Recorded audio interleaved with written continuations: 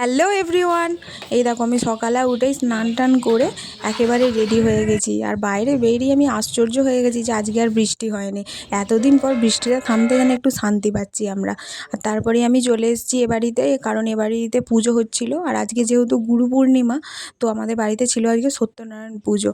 তো আমি আসতে আর করতে দেখছি প্রায় সব জোগাড় হয়েই গেছে। আমি জাস্ট এসে বসেছি আর তারপরে আমার বৌমনি আমাকে দিয়ে দিয়েছে কাঁসর বাজানোর জন্য। আর এই দেখো আমি কীরকমভাবে কাঁসর বাজাচ্ছিলাম আর আমার বোন ভিডিও করেছে। আর আমার ভাইপো আবার এই তালে তালে নাচছে, ওই দেখো কীরকম নাচছে।